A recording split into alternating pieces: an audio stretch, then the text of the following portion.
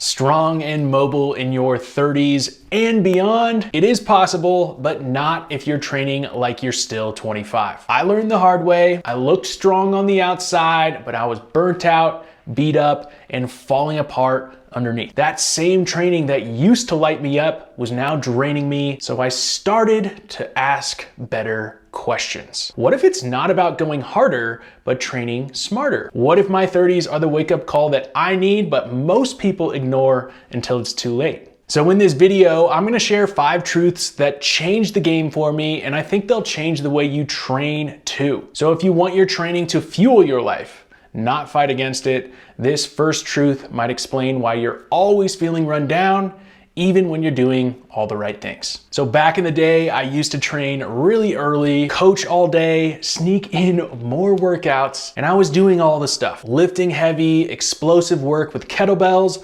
brutal EMOMs, tons of mobility work, and I'd fuel all of that with a bunch of caffeine, the grind mentality, and my ego. Looked great on the outside. Inside, nervous system was fried, sleep absolute trash, libido down, no energy for other aspects of my life. Now I was so trapped in this cycle that I didn't realize this one key truth. Energy isn't a luxury, it's the currency. Everything I want, everything you want, the strength, the power, mobility, focus, even recovery, runs on energy. And if you're doing what I was doing, you're trying to race a car with the gas on empty. If your training is draining you, it's stealing from every other part of your life. So if you don't prioritize it, this second truth explains why the results you've been chasing stop making sense. Now, I want you to be honest with me. Are you training for appearance or function? Now, I chased aesthetics for years.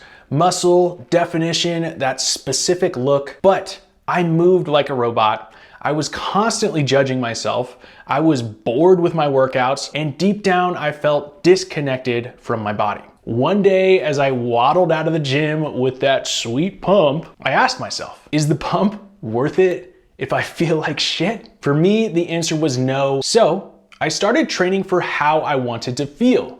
Energized, mobile, and capable. And when I did that, the results I wanted actually started to show up. I felt way better. I could move like an athlete again. I could participate in my life.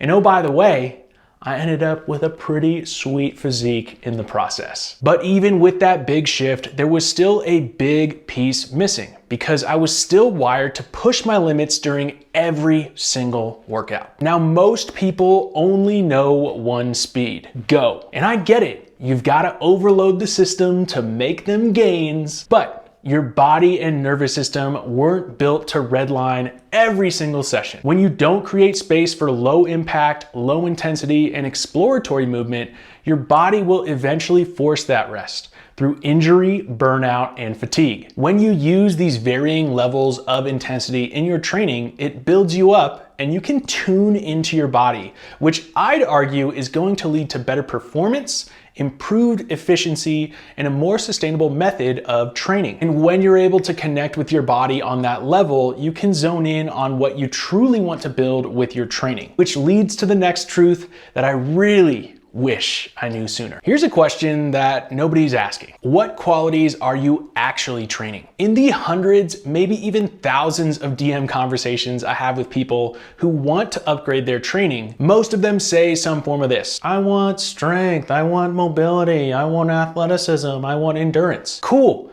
All great qualities to train for. But the people I talk with who aren't really making any progress, they simply aren't training for the qualities they want to develop. So lots of weights for strength training, but mobility is an afterthought. Or tons of stretching and yoga, but strength training is non-existent. They want to look like an athlete, but they aren't training in any athletic ways. So if your training is one-dimensional, you can expect that your movement and performance will also be one-dimensional. The solution is to structure your training to prioritize the key traits that serve the life that you want to live. Now, you may be saying, isn't that a lot more work and training time? Upfront, it can be, but once you build that variety into your training, it's pretty damn efficient and effective. Now, if you don't want to spend all that time and energy figuring all this out for yourself, I get it. So I've built these programs for you on the Smooth app so you can build these qualities on your own in 30 to 45 minutes a day. You can get started at any time using the link in the description below. Now on to the last truth, and this one may be the most misunderstood, so listen up. I've had back pain, little tweaks, bigger injuries, weird joint stuff. When this stuff comes up, I view it as signals and communication from my body. Now, when I've ignored those signs, I've turned into the Tin Man, getting injured all over the place. But when I've listened, I learn a lot about my body and myself.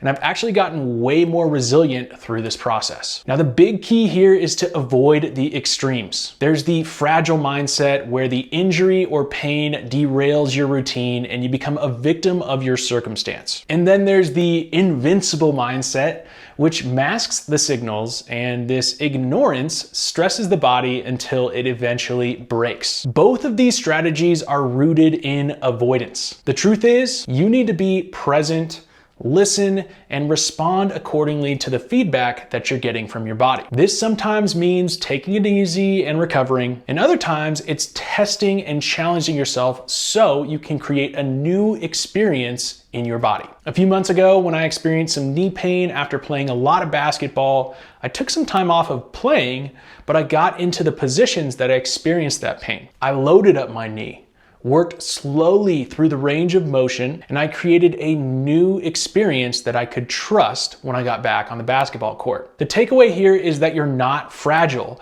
but you're not invincible either. Setbacks are inevitable, so stop avoiding them and get better through them. All right, I've dropped enough truth bombs. If something hit in this video, don't just nod and agree with me. Apply it to your life.